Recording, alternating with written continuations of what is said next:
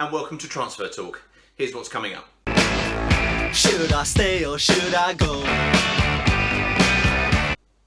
Hi, and welcome back to Transfer Talk, episode 2.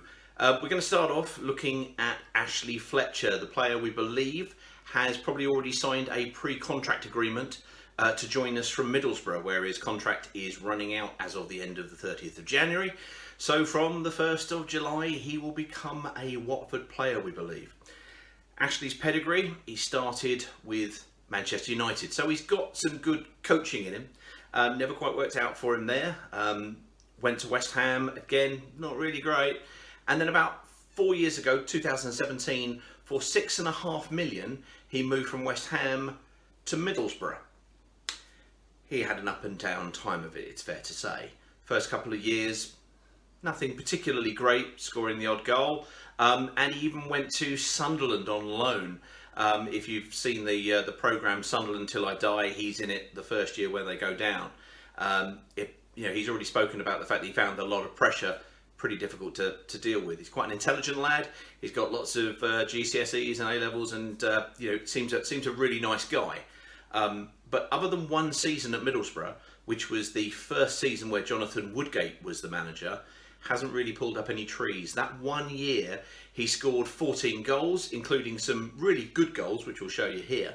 And it's that we're going to be, obviously hoping for.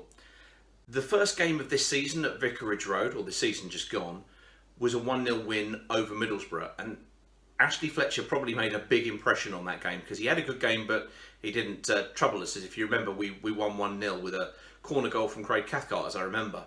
But he was in a good run of form following on from the previous season. He got an injury and has never really got back to where he wanted to be.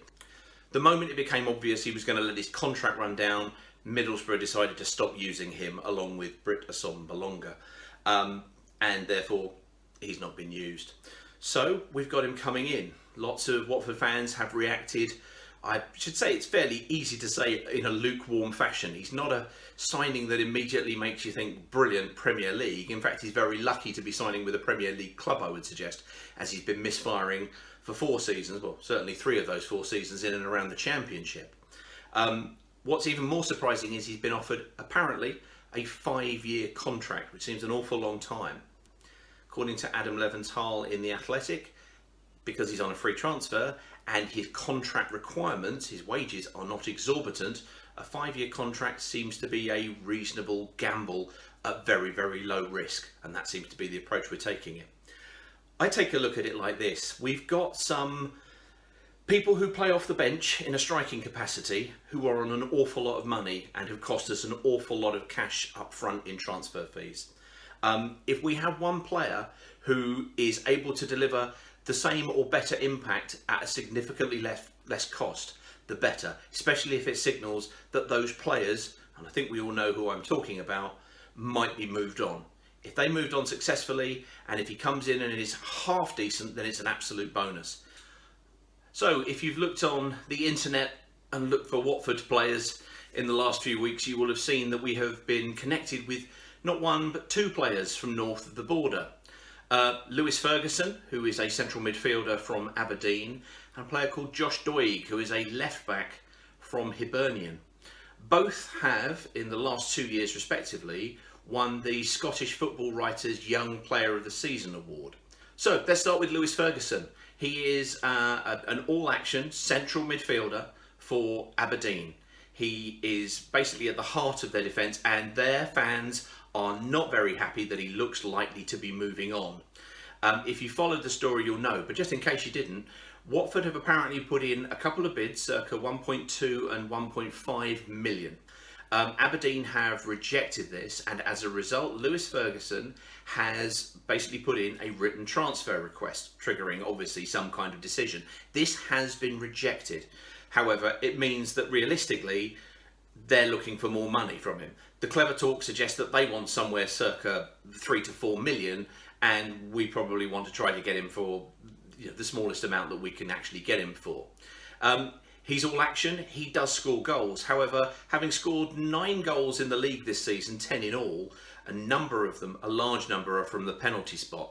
He strikes the ball very well. He is good and hard running. I like the way that he will look to make space, but he knows when to stand still. When he's running towards the box and players get sucked into the box as they're attacking, he tends to sit on the edge and allow their movement to create space for him. One strike especially, where he really does show what he can do.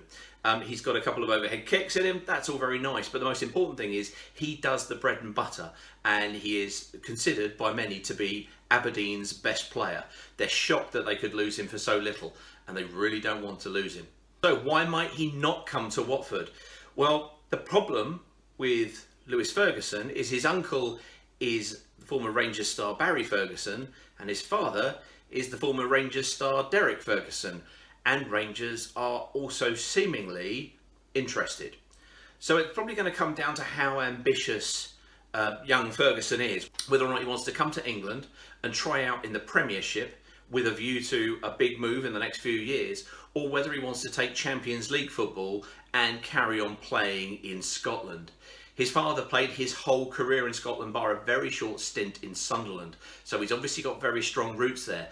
Barry Ferguson, as we know, came south and played for both Birmingham and I think Blackburn, if I remember rightly. I think he won the League Cup title with Birmingham along with Ben Foster back in the day. So we'll see which way he goes. I would suggest it's probably about a 40% chance. I think the ties in Scotland are going to be strong. Some of the Scottish papers are reporting that he's holding out for a Rangers offer. We will see over the next few days, but I think he's one that we could definitely do with the addition of. Josh Doig, left back, plays for Hibernian.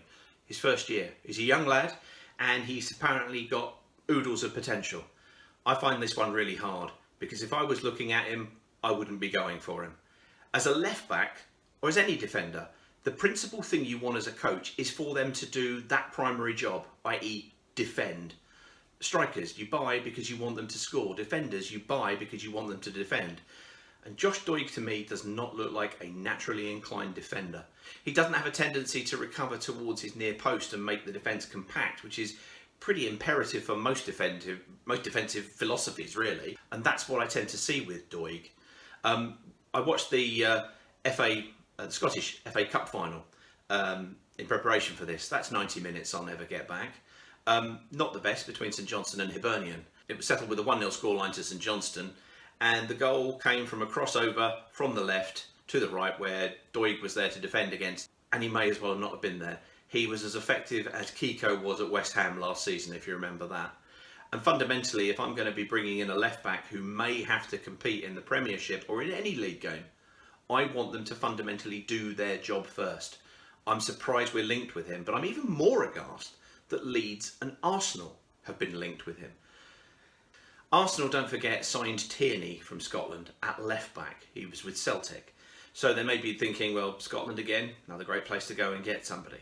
And they will have looked at undoubtedly a lot more footage than I have been able to take a look at Doig, and therefore they may be able to see the potential for him.